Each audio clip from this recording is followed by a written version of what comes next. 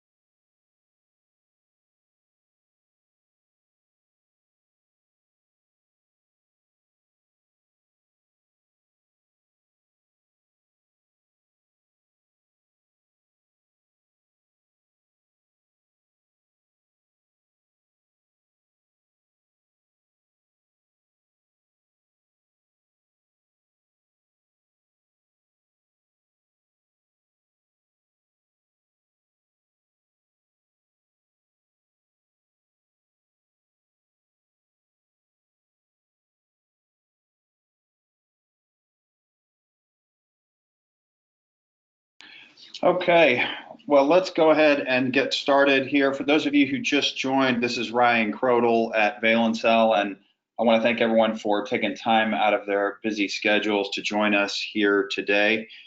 We are very pleased to be joined by Randy Kellogg, who is President and CEO of Omron Healthcare, certainly an expert on the topic of blood pressure monitoring, and is extremely well familiar with the problem of hypertension around the world today. So Randy, welcome this morning. Thank you for having me. Great to have you on. Just a few housekeeping items before we get started here. We like to keep these as interactive as possible. So if you have questions come up, or there are certain areas that you'd like us to dive deeper on throughout the presentation here, please do submit those questions or topics through the GoToWebinar interface, and we will take those questions as they come up. And we also have some time built in for Q&A at the end, but please do speak up if you have a question or want us to dive deeper on any particular part of the presentation. One of the questions we always get is, will the slides be made available? And the answer to that question is always yes. For all registrants, we will send out after the webinar a link to the recording of the webinar, as well as a link to the slides. That usually goes out within 24 hours or so of the webinar being complete. And so we encourage you to share that with anyone who you think might be interested in this area, or who may not have been able to attend live. So with that, we will go ahead and get started here. And quick agenda, want to spend a little bit of time talking about the scope of the problem of high blood pressure around the world. I think it's fairly common knowledge that high blood pressure is problematic, but the real depth and breadth of that problem as it stands today is genuinely stunning. And so I want to also put that into context in terms of a few things you need to know about blood pressure as it relates to monitoring in point in time, and then over time as well. We'll highlight a few of the key challenges and opportunities associated with addressing this problem of hypertension, and then provide a little bit of a future view into not just blood pressure monitoring, but overlaying the context of wearable devices and blood pressure monitoring as well. So with that, let's go ahead and dive in. So it is, I think it may sound a bit hyperbolic to say that high blood pressure is a public health tragedy on a global scale. It might sound like that, at least on the surface, but once you dig into the numbers a bit and understand the impact that this problem has across the world and incorporating a variety of different comorbidities, it's I think that's a conservative statement. And you overlay the fact that it is almost entirely preventable and can be addressed with relatively straightforward actions. It's a bit discouraging to see the numbers that you'll see in just a moment, but we're confident and positive we can turn those numbers in the right direction and bend that curve in a way that has a large impact on overall public health. So first and foremost, there are over 1 billion people in this world that have high blood pressure as of 2017. Looking at the 2017 Global Burden of Disease study. And the frightening thing is that number has doubled in the last 40 years. And unfortunately, it, by some estimates, appears to be accelerating.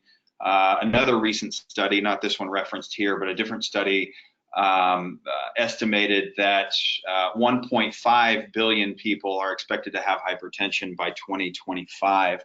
So that's a 30 to 50% growth rate since the year 2000, depending on whose starting numbers you look at. So massive problem. That's 1 in 7 people in the world have hypertension today. Looking specifically at the US, there's, according to the American Heart Association, there are now over 100 million Americans with high blood pressure that are incorporated in that overall 1 billion people around the world number. So certainly a significant problem here in the US as well as globally.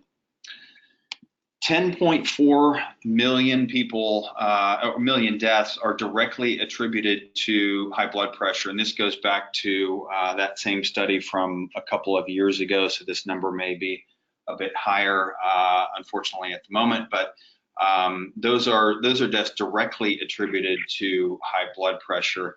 As we'll talk about a bit later, there's a variety of different comorbidities that are accelerated or made worse by the factor of high blood pressure or hypertension. And a couple of other numbers here. The estimated cost of high blood pressure around the world, this is from a study, again, from a few years ago, estimated at around $1 trillion, not just the direct healthcare costs associated with the treatment of high blood pressure itself, but again, the associated comorbidities and the accelerant that high blood pressure is associated with those comorbidities. It is a significant number, to say the least, in terms of the cost of high blood pressure on a global scale. Hey, Ryan, just to put those numbers into perspective, I always like to look at that 103 million number for the U.S. It's really 1 out of every 2 adults is in the hypertensive range. So that's, I mean, you know, look next to you, look across the street. If you're not hypertensive, the likelihood is that person right next to you is. So it's really just it's in your face every day with every person you talk to. They need to be looking at this because it is the first step towards very big money, as you can see here, in healthcare and serious disease states. Indeed. So wanted to then move into a few other things to know about blood pressure in general, but one is going off of some of the statistics we showed earlier. Hypertension is, again, back to this global burden of disease study, is the single biggest risk factor for all global disease. So this is more than high blood sugar, more than smoking, more than being overweight or high BMI, all of which are significant risk factors in an individual's health as well as the public health at a population scale. But it's the single biggest risk factor there.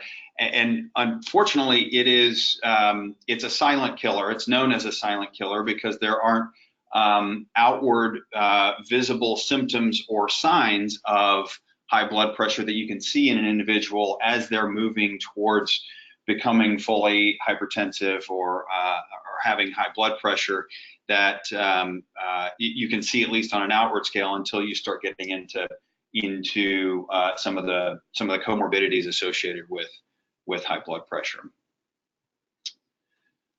One of the other factors, or some of the other factors that, in terms of measuring and managing and overall monitoring your blood pressure, the blood pressure in an individual human being fluctuates at different times throughout any given day, depending on the time of the day, what you've had to eat or drink, have you done any exercise, what type of exercise, when did you do that exercise, what's the temperature in the environment you're in at the moment.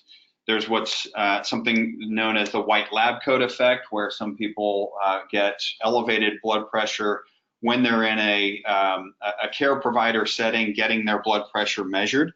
And that can, in some people, elevate their blood pressure when it's not otherwise elevated. Obviously, some medications and pharmacotherapies have an impact on blood pressure, either increasing or decreasing that blood pressure. Family history and genetics certainly play a role in an individual's overall average blood pressure and how their body responds to different scenarios they are in with fluctuating blood pressure. Stress can certainly increase blood pressure readings, whether that's physical stress, psychosocial stress, whatever it might be. And even things like needing to go to the bathroom can have an impact on an individual's blood pressure readings. I would also add sleep. Sleep is a big influencer of your blood pressure, even though you would think, okay, I'm up and awake now, but not getting good sleep has been shown in many studies to be a contributor to having high blood pressure. Yeah, that's a great point. And we point these out because it's when you look at monitoring and measuring blood pressure, it's important to understand that there needs to be some consistency and understanding of the context in which that blood pressure is being measured. Certainly when you look at those measurements over time. We'll talk more about that a bit as we go along here. One other factor, in general, blood pressure rises as we age, but as we all know, lifestyle choices have a big influence on that rate of change, as we just discussed with some of those, some of the daily factors involved in fluctuations of your blood pressure, depending on what you eat and drink, how much you exercise, how consistent you are in that exercise, how much sleep you've gotten or get over time. All of those things have a big influence on that rate of change and elevating blood pressure as we age. I know it's just a quick personal anecdote. My wife's grandfather is now 102 years old and has perfect blood pressure and has made some good lifestyle choices, so that's certainly a factor. But that it doesn't. There's certainly outliers in this point, but in general, you tend to see elevated blood pressure as people get older. Sounds like some good genetics there for you, or for your wife, I should say. Yes, indeed. Yeah, I have to say the guy's amazing. He still lives by himself and plays golf a few times a week. He's Wow. remarkable. So anyway, back to the subject at hand here. A few of the challenges wanted to look at in terms of addressing the global hypertension issue. One is we mentioned 1 in every 7 people and every other adult here in the U.S. Has hypertension, but 3 of those 7 people are completely unaware that they even have high blood pressure.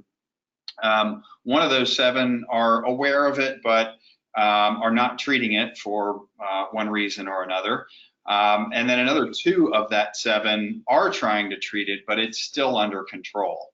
And so the challenge in particular here of simply just becoming aware of having hypertension or being on that path towards hypertension is a critical factor, and especially if you overlay those numbers of 1 billion plus people who have hypertension, you're talking about hundreds of millions of people here who have it and aren't even aware of it. And in fact, I think I've got some numbers here. Yeah, so close to 500 million people unaware, and another 300 million or so that are treating it but still don't have it under control.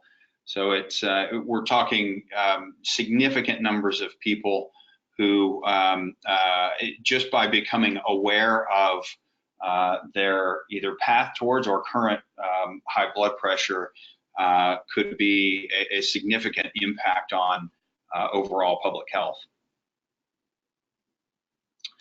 Another factor is the fact that tracking blood pressure today does take time and it does take some effort. You need to get a blood pressure cuff. You need to know how to use that cuff and learn how to use it and practice using it properly. A lot of people don't realize, even unfortunately some healthcare providers don't realize that people need to sit still for 5 minutes before taking a blood pressure reading, can't have any nicotine or caffeine or exercise within 30 minutes of that measure, sitting in a chair that has a back on it so they can sit upright and with good posture. The American Heart Association has an entire page dedicated to this. I would encourage you to look at that. But then also taking those or keeping a record of those blood pressure measurements over time is an important factor as well, in understanding how those readings are trending and what might be impacting some of those trends.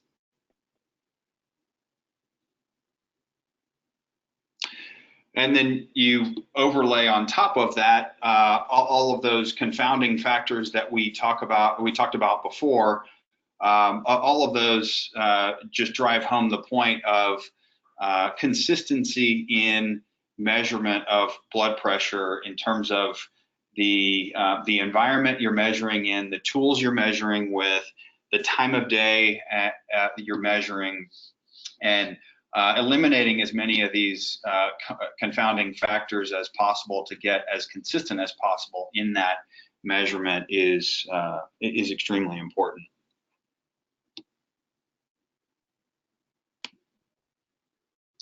Now, want to switch now to some of the opportunities to address high blood pressure on a global scale, and we'll touch on a few of these. And if you do have questions on any of this or anything else we've covered so far, please do submit those questions through the GoToWebinar control panel. One is going from blood pressure cuffs being the only mechanism for measuring blood pressure to the ability to measure blood pressure in a variety of different form factors and different devices. And we'll talk more about this in just a moment, but today we're overall from a market standpoint and from a tool standpoint, we're still very much here. But as we'll touch on later, we're rapidly moving towards a world in which you're able to measure or estimate blood pressure accurately with a variety of different tools, many of which you wouldn't necessarily think of as a medical device or a blood pressure monitoring device, and something you would use on a daily basis for other purposes. Another opportunity is just this transition from and the expansion of the number of tools and devices we can use to measure blood pressure enables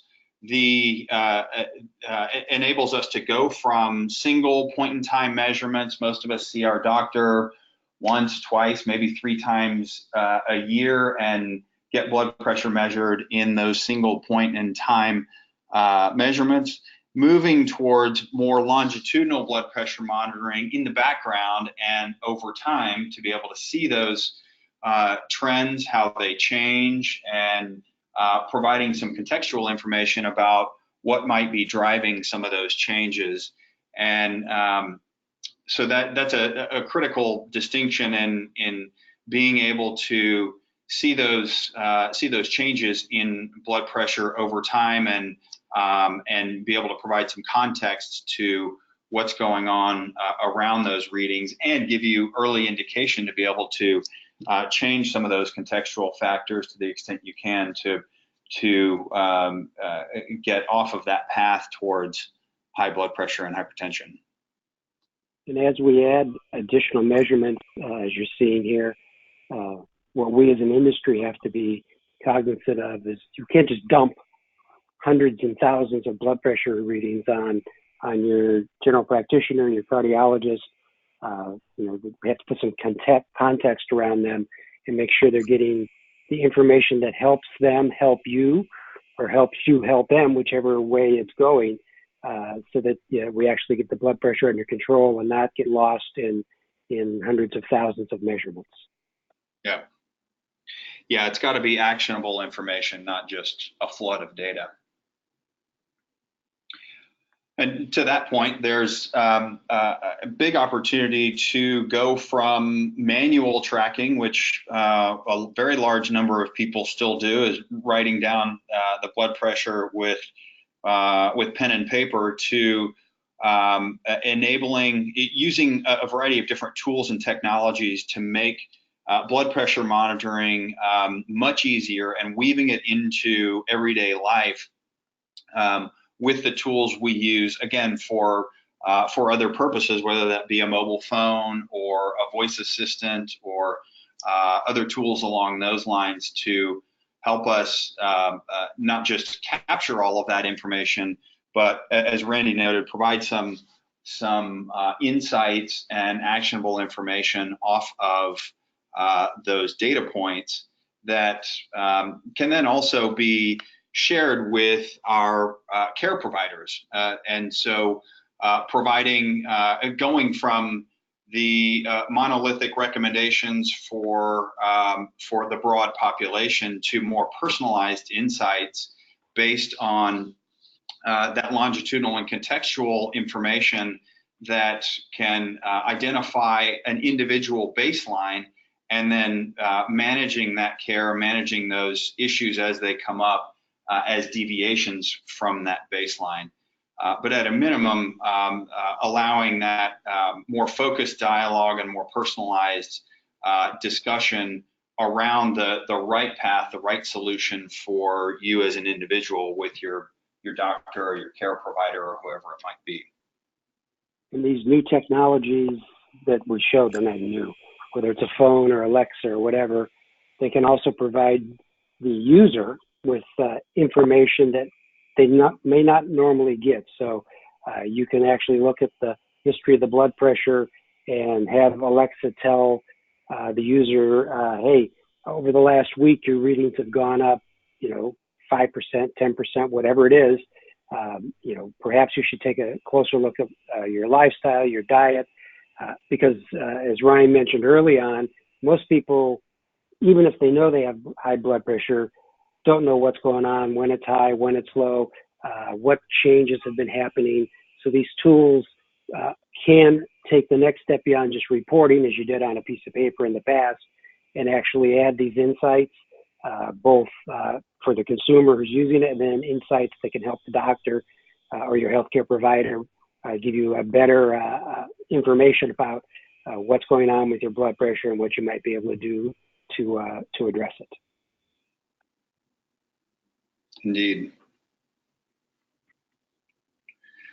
So next, we wanted to look at a little bit into the future around particularly blood pressure monitoring and the in the context of wearable devices and how those two things are coming together in many ways to be able to address some of the challenges that we've outlined here. So wanted to take a look at, first off, some of the things going on related to calibration-free blood pressure technologies, which we're seeing a tremendous amount of work going on in this area in the marketplace as a whole. And the way we think about it is looking at, of course, the devices and the technology that have been cleared by the regulatory bodies, in this case the FDA, and then the other technologies that are still more in the experimental phase or demonstrating the efficacy of the technology and the ability to deploy those technologies in different devices and different form factors, but still maintain medical grade accuracy for the users of those devices. And so in this FDA cleared category, and again, here we're talking about calibration-free blood pressure technologies. You have, of course, the arterial line, which is still, of course, the gold standard for measuring blood pressure, but not very wearable or very comfortable. So that's, I think, to put it mildly. And then, of course, you've got manual cuffs and automated cuffs, and even watches today by our friends at Omron that have been cleared by the FDA for accurately measuring blood pressure in the field today.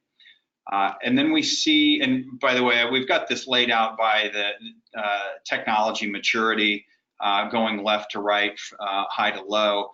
In what we'll call the experimental category, we've got things like pulse transit time, which in some cases has been cleared by the regulatory bodies, but not for calibration-free blood pressure. There does still require regular calibration to one of the gold standards for blood pressure monitoring. There are efforts going on to make pulse transit time calibration-free, but we have not seen anything in the market yet that does not require calibration using that methodology of pulse transit time, which, just to dive into the technical bits for just a moment, pulse transit time uses both optical sensors as well as ECG to understand how the transit time of the pulse wave through the body in different locations in the body. And so it leverages that as the heart beats, that pulse wave that goes throughout the vascular system in the body, and compares timing and applies algorithms to then to calculate the blood pressure off of that pulse wave. There's also something that we at Valencell are extremely familiar with, which is the optical only focus around blood pressure monitoring and the ability to use just the PPG waveform or the photoplasmogram that optical sensors emit to be able to estimate the blood pressure, and we've been able to advance that technology significantly to the point where we are now conducting a study to demonstrate that technology can now meet the ISO standard for accuracy of a blood pressure cuff. And we're working with some early commercialization partners to identify different devices and different partners that are interested in utilizing that technology in future devices. So this is an area where I think you'll see a lot more information and a lot more things come to market in the next 12 to 18 months or so. A few other things that have at least gotten some attention recently. The pulse wave velocity is another area that seems to be quite a bit of research going on and experimentation around to use the pulse wave velocity to estimate blood pressure. We have seen some things work in the lab and on the bench, if you will, for that type of technology, but haven't seen anything near market ready, at least from our standpoint. Randy, I don't know if you've seen anything on the pulse wave velocity side that is getting closer to market ready. Nothing yet. And then something that has gotten a lot more attention recently is or at least got quite a bit of press attention in the last month or so, is the ability to estimate blood pressure using a camera on a smartphone, and specifically using the video capability on that phone, and using that to estimate blood pressure based off of the variations in the blood flow in the face that the video can identify. We put that on the furthest end of the technology maturity scale here, because while it makes for good headlines and it's interesting potential to be able to identify blood pressure via pointing a smartphone at your face, there were quite a few limitations to that study, and a lot more data that needs to be collected in a lot more different contexts. All of those measurements were made indoors in the same light environment, and with a relatively limited range of blood pressures being measured. So those were the key things that I saw that were interesting in the fact that they could estimate the blood pressure, but also limiting factors in terms of commercial viability of the technology. And with all these technologies, whether it's at the FDA clearance side or experimental, many of those factors Ryan mentioned earlier are still in effect. Did you drink coffee? Did you just exercise?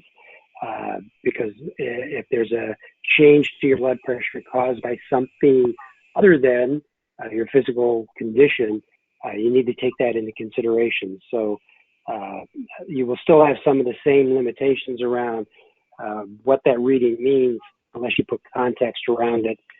It could be a very high reading, but if you just ran up the stairs to get to your office, there's a good reason it's a high reading.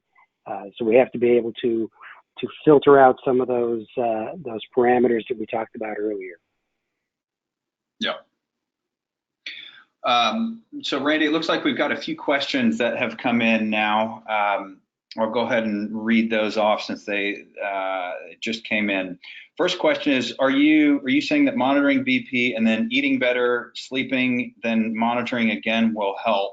In what time frame? What sort of impact is significant? You want to take the first pass at that, Randy? Sure. Certainly monitoring, knowing where you're at, eating better, sleeping better will help, absolutely. It depends on how severe your blood pressure is.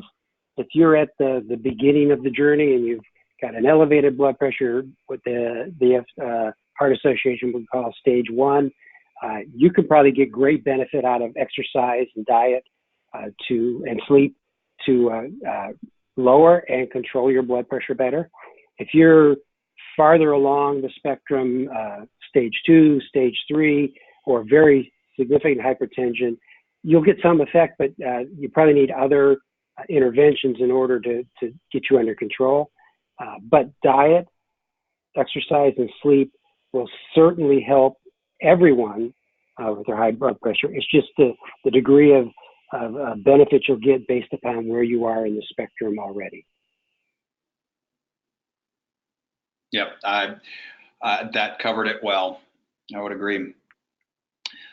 Next question is the technology to measure BP with optical sensor ready? How does it compare to medical approved devices? I'm assuming you're referring to this optical only reference here to PPG.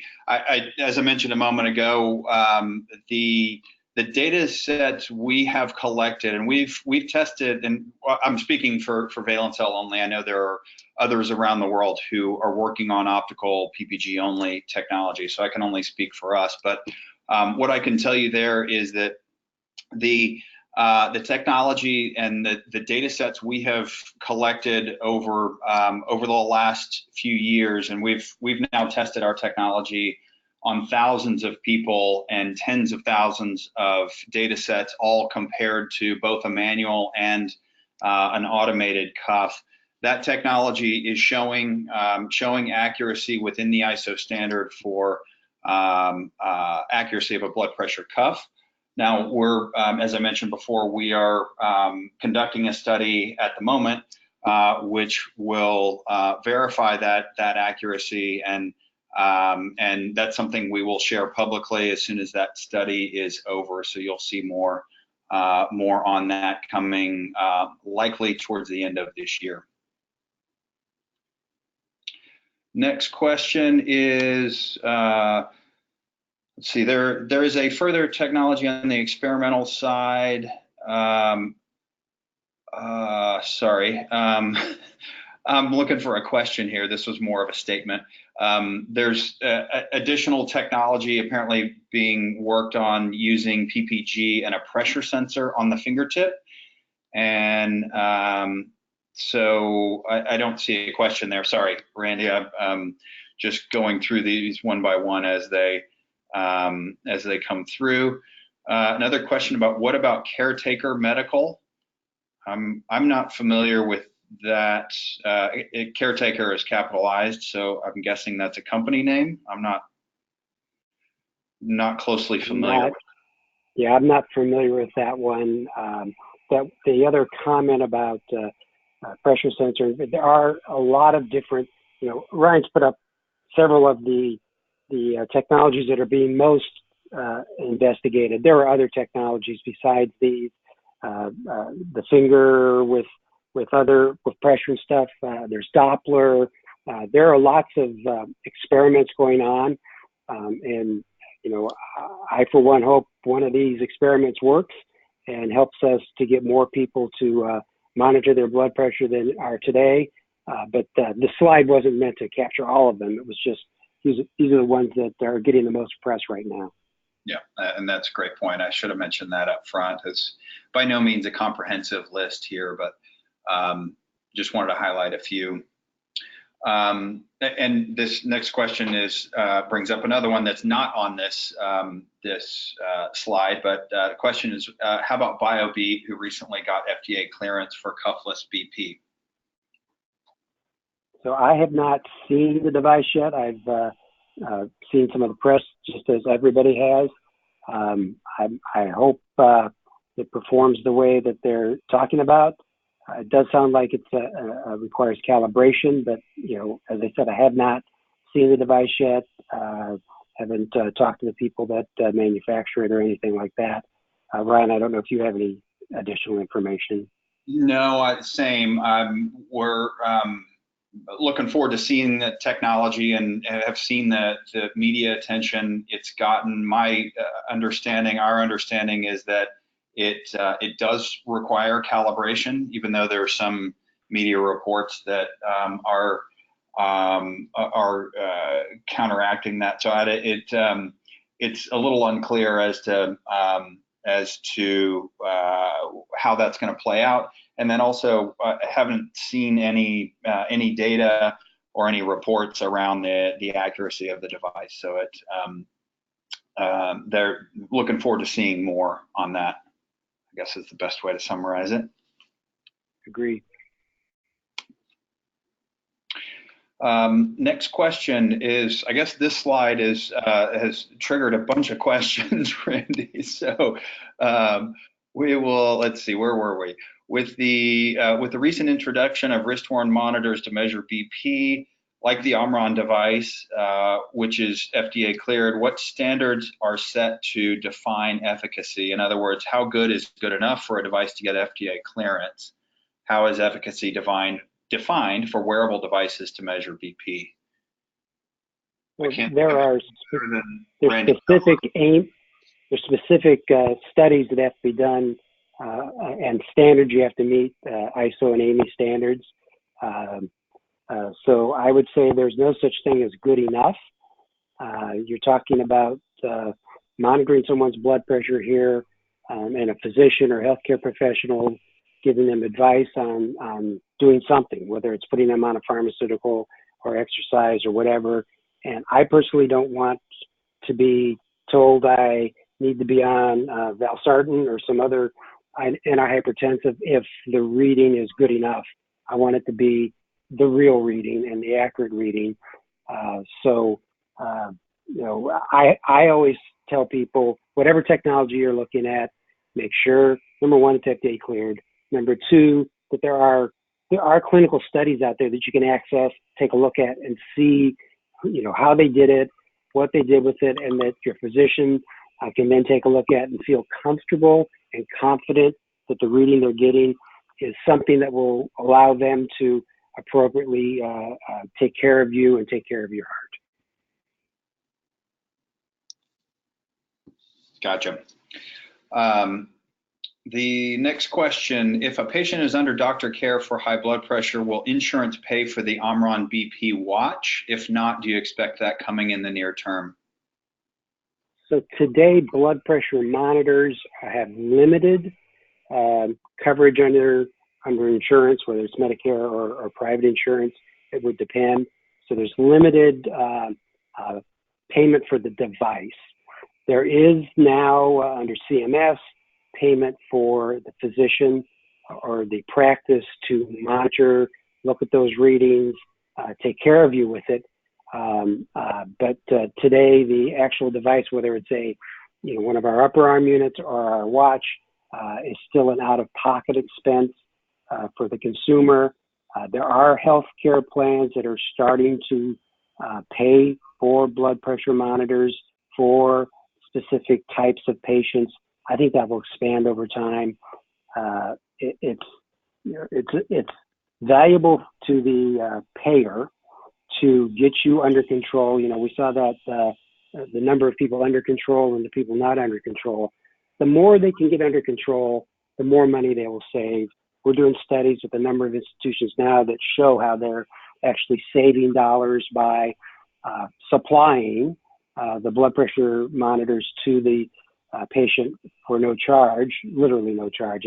It's built into their fee structure, and then the patient doesn't get into the bad situation, admitted to the hospital, going downhill, and costing them much more. And that's why you're seeing CMS changing the codes. They've changed the chronic care code this year from last year. They're going to add some new codes next year. I think it's headed the right direction, but directly answer your question today, it's limited as to which ones will actually pay for the monitor. Got it. Thanks for that, Randy. Next question is, actually more of a clarification. Caretaker supposedly has FDA approval. Back to the earlier question around caretaker. That's one I'm going to have to look into more. As I mentioned, I don't have any information on that, but that's something that I'll certainly look into. And thanks for that. That's what I love about these webinars. I always learn something on these webinars too. So that's great. Thank you for that. Next question is Valencell's technology, which is it on this slide? Valencell is focused on the optical PPG only methodology of estimating blood pressure. So that would be this one here. And as you can see indicated on the slide, we have that working today both at the fingertip and at the ear, either or, it doesn't have to be both, but and then also doing some data collection on the wrist as well. The next question, given that BP fluctuates throughout the day depending on various factors, is there any study that was able to collect daily data using some sort of medical grade device? If collected, was there any useful clinical information or wisdom drawn from it? Randy, any thoughts on that? Well, there's lots of studies that have specified times of day. They want their patient to take their reading, collected that data, and judged control or non-control with that. Usually it's very similar to what you'll see from the AHA or from the ACC. They like patients to take their readings first thing in the morning when they get up, midday before they eat their lunch, and at the end of the day before they go to sleep. And being able to look at that pattern allows the doctor to make a lot of decisions around where you are in the spectrum. The one area that they're all looking for would be a measurement in the middle of the night, usually around 3 or 4 in the morning. There's a lot of discussion around the dips and the peaks of your blood pressure while you sleep, and studies are starting to show that being able to get that reading allows them to make even better decisions around your hypertension treatment.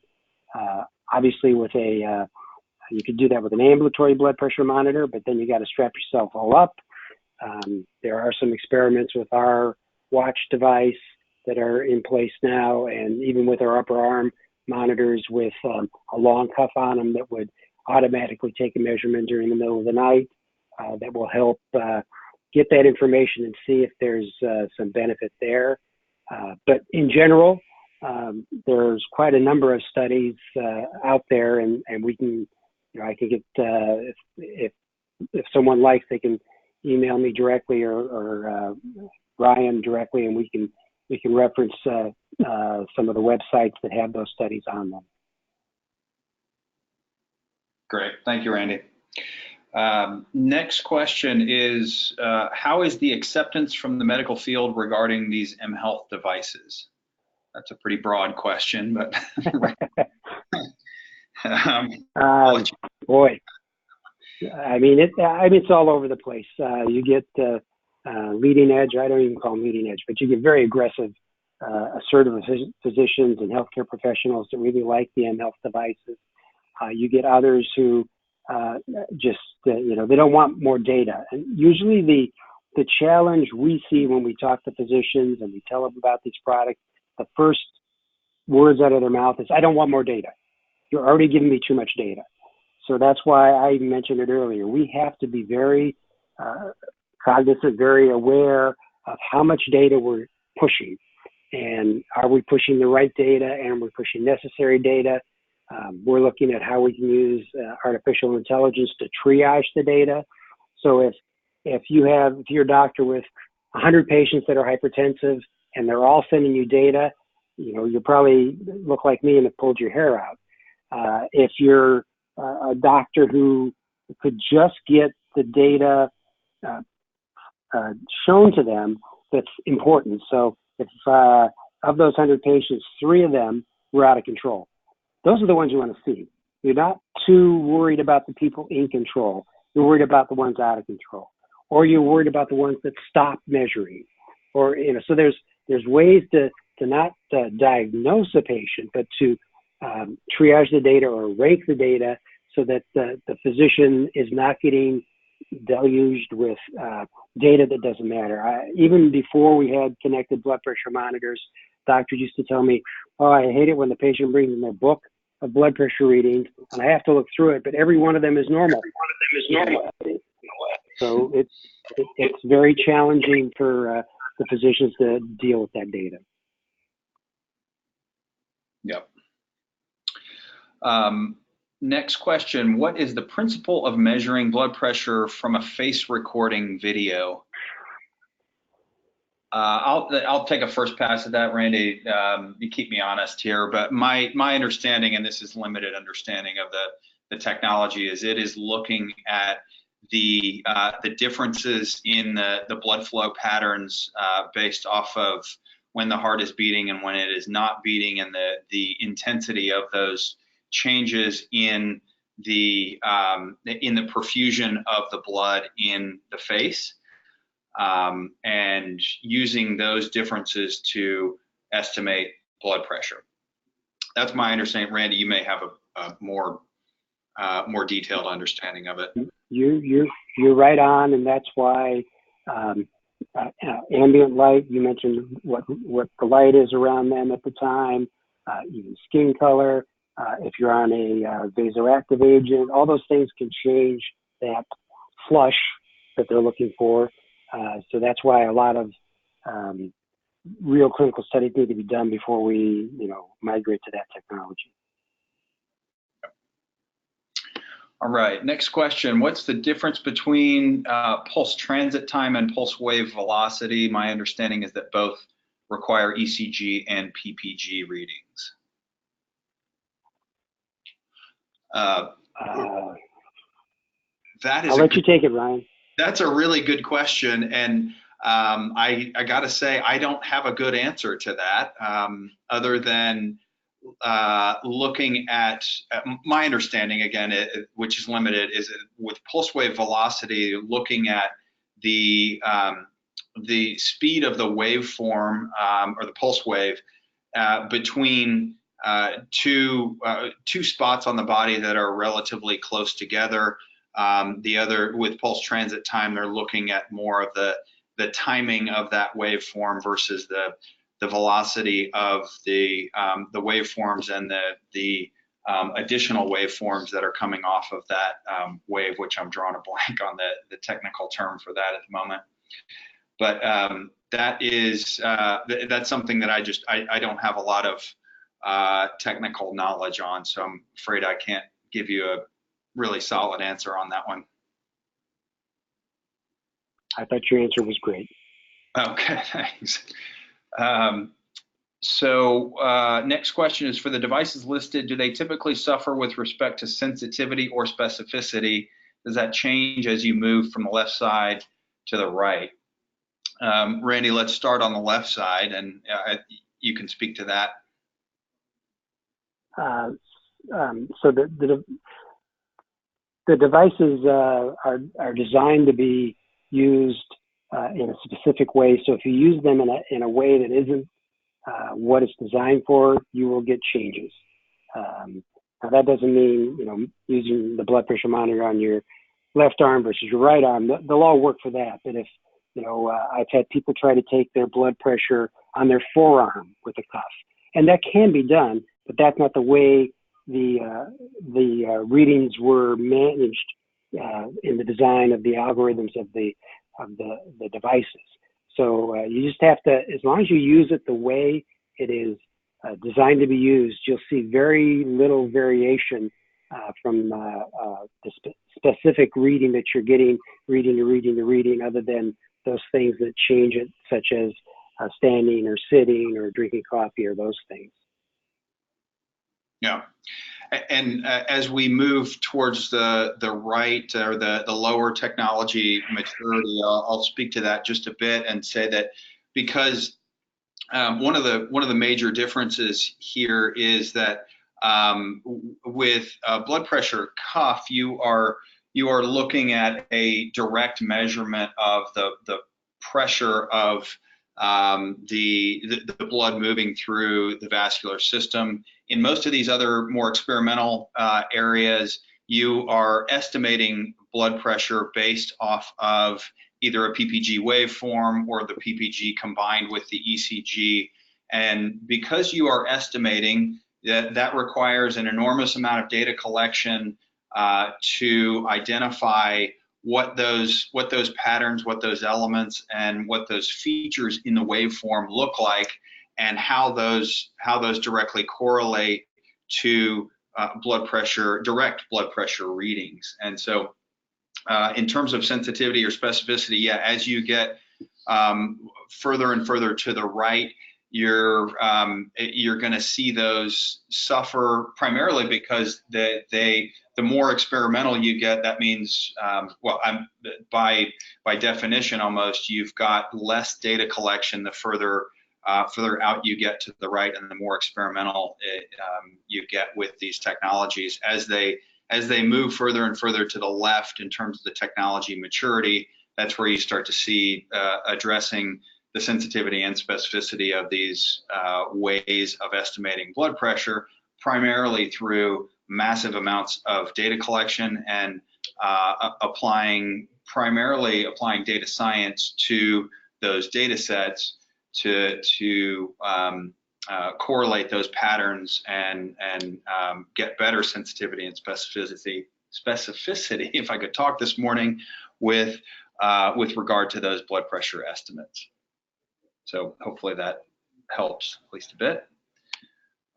Next question is the clinical data from the Omron BP watch published, or any available white papers discussing the PPV, true positive, false positive rating, demonstrating the efficacy of the device? Well, there's a validation study. The first validation study was published in January for that specific wrist product that you see on the screen, that showed that it met the requirements of the AME, ISO, and I think the ESH was also measured in that one. And we have 3 or 4 additional papers that will be published either later this year or early next year. So they are there. The specific back end of the question, I'd have to look at the studies to tell you if those specific endpoints were measured. Got it. Okay. Next question is, why will payers cover medications to help control high BP, but not the devices that help control it? If I knew the answer to that question, but it's moving in the right direction. So, most of us, it would seem simple. Yeah, you should cover that, but they don't. There's still most payers are still working under the doctor's going to take your measurement at the office. The doctor will diagnose it based upon that, which is one way to diagnose hypertension. But the many studies show, and the AHA and the ACC recommend, that you don't diagnose based upon just the reading you took in the office one time or maybe 2 times, that you have a series of readings taken in a more normal situation, hopefully at home is the best way, and then make a decision on it. So we need to encourage our payers. So if you're an employer, you need to encourage whoever it is that's managing your plan to make payment for those. We're seeing CMS over the past 5 years make very significant strides towards paying for some of these things for Medicare patients. So the logic doesn't make sense why they aren't doing it, but I think we're headed in the right direction. Agreed. Next question is, are there any significant differences in measuring BP at the wrist, arm, or ear? If yes, which one is the most accurate? I'm going to assume this relates to more of the experimental technologies embedded into wearable devices, because obviously a cuff is intended to fit on the arm or the wrist. Although, Randy, any comment on measuring with a cuff on the arm versus the wrist? There is a small difference between wrist measurements and upper arm measurements, just because of the physics of it. The further you get away from your heart, you'll see a slightly different reading. It's not significant, but if someone is trying to compare their wrist reading to their upper arm reading. They may see a millimeter or two difference because of that.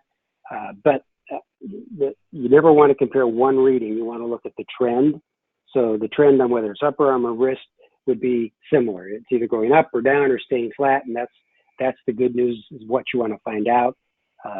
Wrist units in general have one, many of them have one challenge, is that people think they can put their wrist on the desk or put it in their pocket and take the reading. That's not the way to do it. It needs to be at heart level. Our units and many other manufacturers' units have sensors in them that will tell you you're at heart level. We always tell people to do the pledge position, put the unit right over their heart, and that assures they're at heart level, and that will give them a much more accurate reading. Gotcha. And I can speak to the optical PPG only methodology. There is certainly there's a big difference between the wrist, arm, and ear, as there are with any optical biometric readings. The ear is one of the best places on the body to measure biometrics optically, and that holds true for estimating blood pressure as well. And as you get further and further down the arm, those PPG waveforms get more and more difficult. The one exception being at the fingertip, where the perfusion is such that you can get a clean waveform off of the fingertip as well. People love wearing things on their wrist, but from an optical measurement standpoint, it's one of the worst places on the body to measure biometrics, just because of primarily because of the physiology of the wrist, with the bone, muscle, tendon, and tends to be a lot of local noise or motion noise at the wrist, and so that makes it extremely difficult to get a PPG waveform that is clean enough to get something as advanced as a blood pressure estimate. Next question, and I just realized we are over our allotted time here. So Randy, I want to be respectful of your time. Do you have a few more minutes to answer some other questions that have come in? Absolutely. Okay, great. Well, and the next question is more Valencell specific. So the question is BW 2.1 able to measure BP? BW 2.1 is one of Valencell's sensor modules, and the answer to that is no at the moment. We'll have more information about which of our sensor modules are able to estimate blood pressure as we roll that out later this year. So more information on that to come. Next question: what are the distinguishing differences between Omron's series numbers? I guess that means the blood pressure cuff series numbers. Mm-hmm. Yeah, we use series numbers from low to high. The lower end ones have less features. So they all use the same base technology for detecting your blood pressure and monitoring your blood pressure. It's just which features you add. So the base unit is just, today is just a blood pressure monitor. It doesn't store a lot of readings. That would be our 3 series. As you move up to the 5, 7, 10, you will get many more features, 2-person. You may get more put on the display, more memory. And then we also add connectivity as you get into the 5, the 7 and 10 for sure. We just launched the 5 with connectivity as well. So it's just a feature set that you have. It may also be a cuff. We have a full size, an easy to use cuff that will handle all sizes on some of the units. Other units, it'll come with a medium cuff, and you'd have to buy a large or a small if you were in the other size ranges. Gotcha. Okay, next question. Is it possible to measure blood pressure from the earlobe?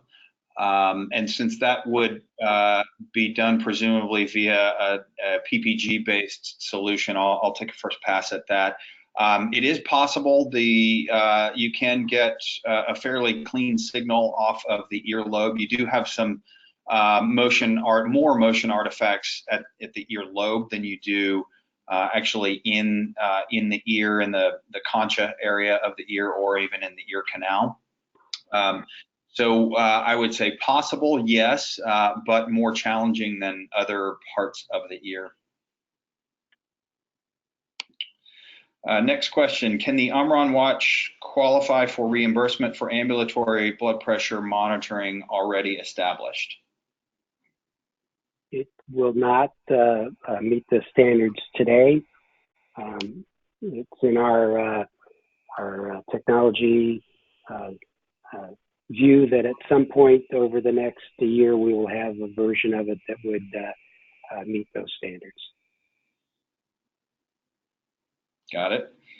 Another question for you, Randy. Does the Omron monitor give beat by beat blood pressure? None of the monitors that we sell today are beat by beat. They're all point in time. So as you take the reading, it's going to take the reading right then.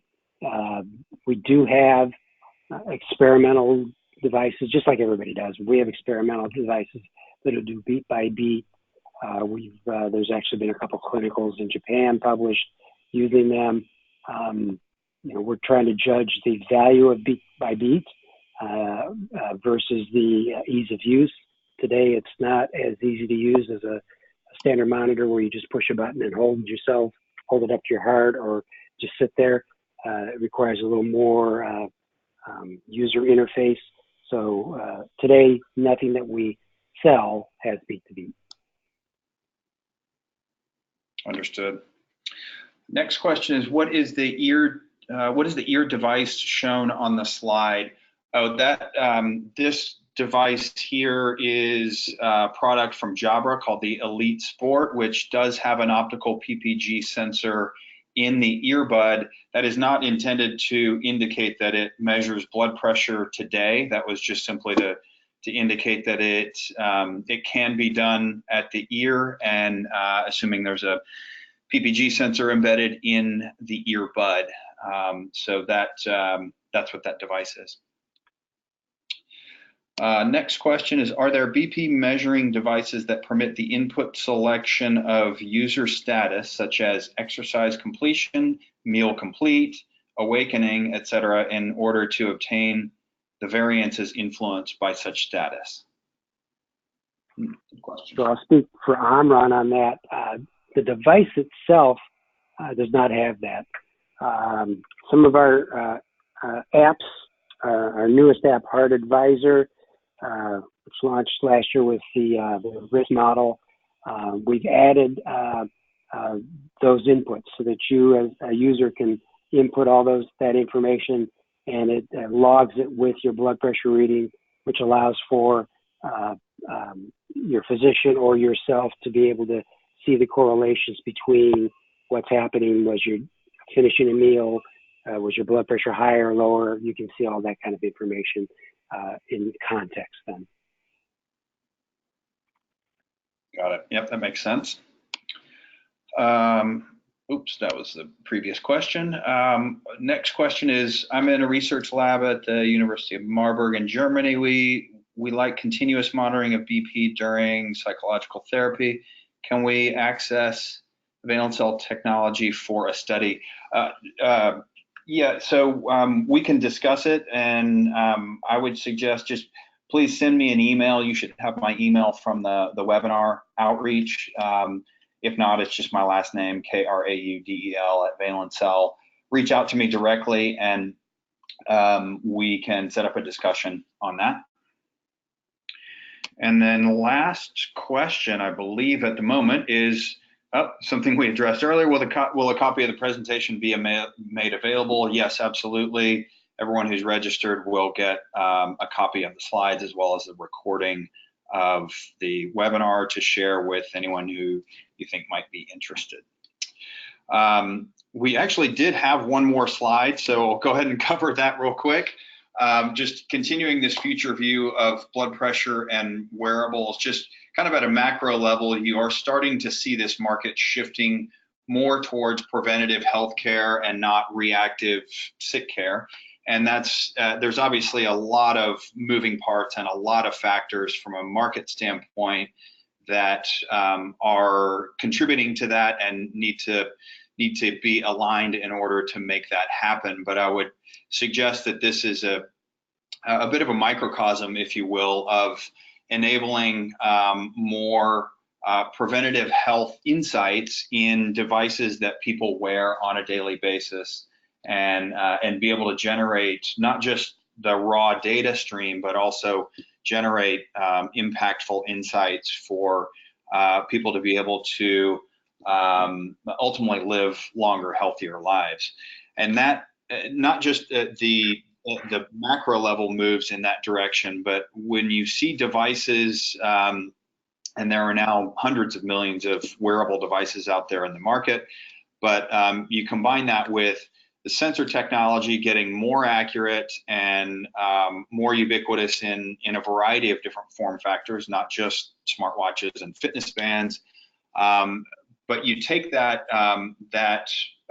mass of data and start applying data science to not only the biometric data, but also some of that contextual data like health records and what someone was doing at the time and what they ate that day and how much they exercise over time. All of those things, now applying some of the more advanced data science capabilities in terms of machine learning and AI we're really just seeing the beginning of the impact that that's having. I can say from our standpoint, we would have not gotten to the ability to estimate blood pressure, certainly this quickly, without the application of advanced machine learning capabilities applied to accurate biometric sensor data.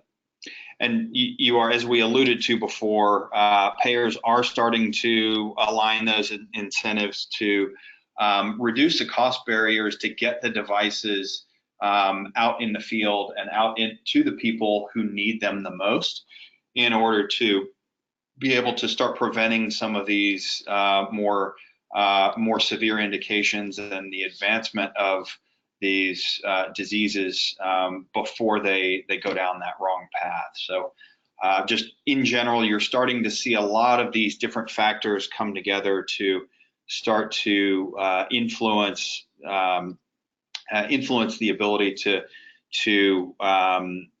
help people live longer, healthier lives and address some of these issues before they become major problems. So with that, I know we are a bit over time here, so I will first and foremost just say thanks again for taking time out of your busy schedule. And Randy, thank you in particular for taking time out of your very busy schedule to join us here today. We really appreciate that. Thank you. It was great. I did see one other question come in, Randy, if you have one more moment.